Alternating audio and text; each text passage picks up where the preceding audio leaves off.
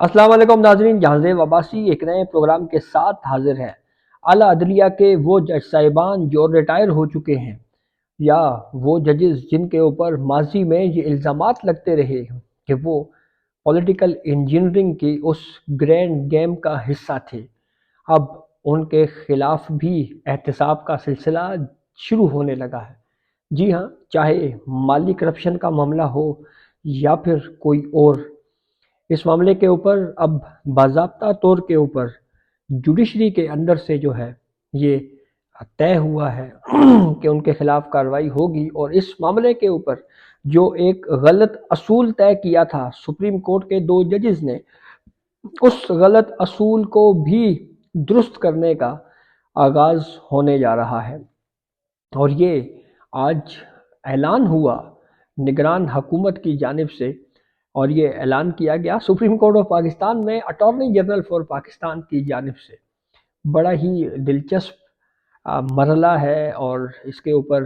Social media کے اوپر بھی، میڈیا پہ، پولیٹکس میں، صحافت میں، ایون وکلا برادری کی جانب سے، ہر طرف سے یہ آواز اٹھائی جا رہی تھی کہ ایک جج ریٹائر ہوتا ہے، چلا جاتا ہے، کوئی اس کے اوپر سوال نہیں کر سکتا کہ آپ نے جو کچھ کیا، کہیں کچھ مالی فائدے حاصل کیے، کوئی اور اس طرح کے کسی انوالومنٹ میں آپ شریک رہے، تو آپ کے خلاف کیوں کارروائی نہیں ہو سکتی؟ اور یہ آواز کافی عرصے سے، بلکہ یوں کہیں کہ کئی دہائیوں سے اس کے اوپر بات چیت ہو رہی تھی، لیکن اب اس کا آغاز ہوا ہے مظاہر نقوی کے استعفے کے بعد۔ جی ہاں، وہی مظاہر نقوی جو سپریم کورٹ کے جج تھے، اور عین اس وقت جب شہادتیں ریکارڈ ہونے کا وقت تھا، انہوں نے استعفیٰ دیا اور یہ سمجھا کہ شاید اب بات ختم ہو گئی ہے۔ لیکن چیئرمین سپریم جوڈیشل کونسل قاضی فائز عیسیٰ، جو کہ اس سے پہلے ہم نے دیکھا کہ وہ جو ماضی میں عدلیہ نے غلط فیصلے کیے، اس کے اوپر بھی ان فیصلوں کو درست کیا چیف جسٹس قاضی فائز عیسیٰ نے۔ کئی مثالیں ہیں، جیسے آرٹیکل 62(1)(f) غلط فیصلہ تھا، اس کو درست کیا گیا۔ ایک تمام اختیارات کا مالک فرد واحد چیف جسٹس آف پاکستان تھا، پریکٹس اینڈ پروسیجر قانون بنا، اس پہ عمر عطا بندیال صاحب کے دور میں ان کے ہم خیال ججز اس پہ سٹے دے کے بیٹھے رہے۔ عمر عطا بندیال صاحب کے بعد قاضی فائز عیسیٰ آئے، اور انہوں نے آتے ساتھ ہی پریکٹس اینڈ پروسیجر کو درست قرار دیا، اور پھر یوں اصول طے ہوا کہ اختیار، تمام اختیارات کا مالک فرد واحد چیف جسٹس نہیں ہے، بلکہ یہ اختیار 3 رکنی کمیٹی کو دیا گیا، آرٹیکل 184(3) کے حوالے سے یا سو موٹو کے حوالے سے۔ اور پھر اسی طرح سے پرویز مشرف کے حوالے سے غلط فیصلہ دیا گیا تھا، سپریم کورٹ نے اس فیصلے کو درست کیا۔ ذوالفقار علی بھٹو کے عدالتی قتل کے اوپر سپریم کورٹ کا 9 رکنی بینچ اس کیس پر عدالتی کارروائی آگے بڑھا رہا ہے۔ پھر اس کے بعد اگر ہم بات کریں نیب ترامیم کیس کی، جس میں ہم نے دیکھتے تھے کہ ہر وقت جوڈیشری جو ہے وہ پارلیمانی امور میں مداخلت کرتی تھی، اس حوالے سے بھی اصول طے کیے گئے۔ تو اب جناب جو رکاوٹ تھی کہ ایک ریٹائرڈ جج یا ایک مستعفی ہونے والے جج کے خلاف کارروائی کیوں نہیں ہو سکتی،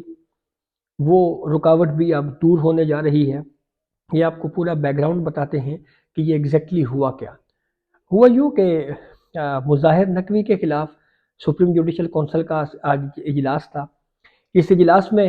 chairman supreme judicial council chief justice of Pakistan جو اس اجلاس کی سربراہی کر رہے تھے، اس اجلاس کے دیگر ممبران میں جسٹس منصور علی شاہ، جو اب نیکسٹ چیف جسٹس بھی ہیں، پھر اس کے بعد جسٹس سردار طارق مسعود صاحب، پھر chief justice Balochistan high court Naeem Afghan صاحب، اور chief justice Lahore high court Ameer Bhatti صاحب۔ یہ کونسل کی کمپوزیشن ہے، وہ انہوں نے آج کونسل کا اجلاس کیا مظاہر نقوی کے حوالے سے۔ اور پھر اس کونسل میں جو رجسٹرار سپریم کورٹ ہیں، وہ سیکٹری سپریم جوڈیشل کونسل کے حوالے سے جو ہے انہوں نے اپنی خدمات سر انجام دیں۔ اسی طرح اٹارنی جنرل فار پاکستان بھی موجود تھے، اور سب سے اہم، ہم نے آج کورٹ روم نمبر 1 میں 2 چھوٹے بچے بھی دیکھے۔ یہ وہی ہیں جو بسمہ وارثی کیس میں مظاہر نقوی صاحب کی، جنہوں نے خود ایڈمٹ کیا کہ زیر سماعت کیس میں انہوں نے ایک جو دو فریقین کا پراپرٹی کا ڈسپیوٹ تھا، اس میں ایک فریق سے انہوں نے پراپرٹی پرچیز کر لی۔ الزام یہ ہے کہ وہ پراپرٹی انتہائی کم پیسوں میں خریدی گئی، اور جب وہ پراپرٹی ٹرانسفر ہوئی تو اس میں دو چھوٹے بچوں کو ان کے وراثتی حق سے محروم کر دیا گیا۔ تو اچھا، وہ بچے بھی آج ہم نے دیکھے کورٹ میں موجود تھے، دیگر حکام، گواہان، تمام شواہد کے ساتھ، ریکارڈ کے ساتھ آج کورٹ روم میں موجود تھے۔ اچھا، جب پروسیڈنگ کا باضابطہ طور کے اوپر آغاز ہوا تو رجسٹرار سپریم کورٹ جزیلہ اسلم صاحبہ، جو کہ سیکٹری ہیں سپریم جوڈیشل کونسل کی، انہوں نے ایڈوکیٹ خواجہ حارث کا جو ایک تحریری موقف ہے وہ کونسل کے سامنے پڑھ کے سنایا، اور اس موقف میں خواجہ حارث مظاہر نقوی کے وکیل ہیں، انہوں نے کیا کہا؟ انہوں نے کہا جناب کہ مظاہر نقوی مستعفی ہو چکے ہیں، کونسل صرف حاضر سروس جج کے خلاف کارروائی کر سکتی ہے، ریٹائرڈ جج کے خلاف کارروائی نہیں ہو سکتی۔ پھر اس کے بعد معاون وکیل خواجہ حارث کے پیش ہوئے، انہوں نے کہا جی کہ خواجہ حارث لاہور سے آ رہے ہیں، کچھ دیر میں پہنچ رہے ہیں، اور پھر انہوں نے یہ کہا جی کہ دھند کی وجہ سے تھوڑا وہ ڈیلے ہوا ہے اور بھیرا کے مقام سے وہ اس وقت کراس کر رہے ہیں، اور 2:30-3 بجے تک وہ سپریم کورٹ میں پہنچ جائیں گے۔ اچھا، انہوں نے یہ بات مکمل کی تو اس کے اوپر attorney general for Pakistan Rustam پر آئے، اور انہوں نے سپریم کورٹ کو یہ بتایا کہ ہم جو سپریم کورٹ کے 2 ججز نے ایک اصول طے کیا تھا عافیہ بانو ضیاء کیس، اس کے خلاف ہم اپیل دائر کرنے جا رہے ہیں۔ یہ بہت انٹرسٹنگ معاملہ ہے۔ یہ عافیہ شہربانو ضیاء کیس ہے کیا، اس کا بیک گراؤنڈ کیا ہے، اور اس سے اگر یہ اپیل میں اس فیصلے کو ختم کر دیا جاتا ہے تو اس کے بعد کیا ہوگا، یہ بہت اہم ہے۔ ہوا یہ کہ ایک درخواست گزار ایک فورم ہے، اس نے سپریم کورٹ سے آرٹیکل 184(3) کے تحت رجوع کیا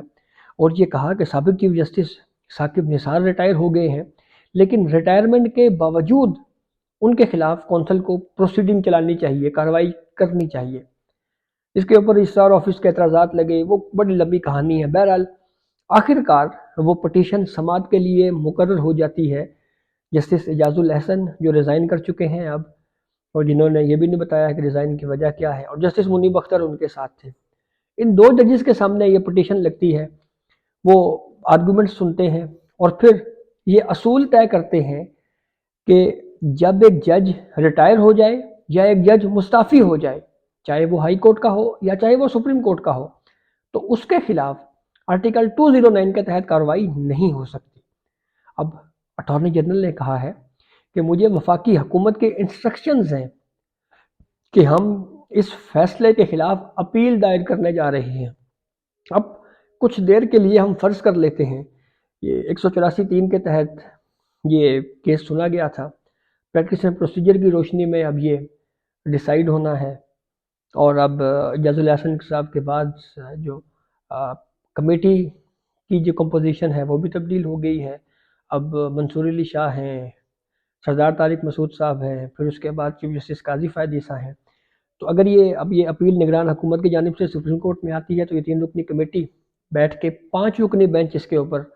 بنائے گی، کیونکہ وہ پریکٹس اینڈ پروسیجر میں ہے کہ اپیل پہلے سے بڑا بینچ سنے گا۔ 3 بھی بہرحال ہو سکتا ہے، یا میرے خیال میں شاید 5 رکنی بینچ ہو سکتا ہے ہو جائے۔ تو اگر سپریم کورٹ کا یہ 5 رکنی بینچ یہ فیصلہ کر دیتا ہے کہ یہ 2 ججوں کا جو طے کردہ اصول ہے کہ ایک ریٹائرڈ جج یا مستعفی ہونے والے جج کے خلاف بھی کارروائی ہو سکتی ہے، اور یہ جو فیصلہ ہے عافیہ شہربانو ضیاء والا یہ درست نہیں ہے، تو پھر کیا ہوگا؟ پھر جناب ثاقب نثار، خبریں چھپ رہی ہیں گرینڈ حیات یا کانسٹیٹیوشن 1 کے حوالے سے اعجاز الاحسن صاحب کا نام آ رہا ہے، وہ پھر پاناما میں جنہوں نے کیس سنا شیخ عظمت سعید، اور پتہ نہیں کس کس کے نام آئیں گے۔ تو یہ بڑی طویل فہرست ہمیں نظر آتی ہے، اور یوں لگتا ہے کہ جوڈیشری کے اندر اب خود احتسابی کا جو عمل ہے وہ بہت تیزی کے ساتھ جاری ہو چکا ہے، اور اس سے بڑے بڑے نام بھی سامنے آ سکتے ہیں، اور یہ ایک اچھی روایت بھی ہے، لیکن اس کو مس یوز بھی نہیں ہونا چاہیے۔ یعنی یہ نہیں ہونا چاہیے کہ ایک شخصیت اگر کسی پہلے والی کسی شخصیت کو ذاتی وجہ سے ناپسند کرتی ہیں تو اس بنیاد کے اوپر اس کو نشانہ نہیں بنانا چاہیے۔ فیکچولی چیزوں کو سامنے رکھ کر احتساب ہو رہا ہے تو یہ اچھی چیز ہے۔ کم از کم اس پہ آنے والے جو ہمارے منصف ہیں، چاہے وہ ہائی کورٹ میں ہیں، سپریم کورٹ میں ہیں، وہ کم از کم کوئی اس طرح کی اللیگیلٹی کرنے سے پہلے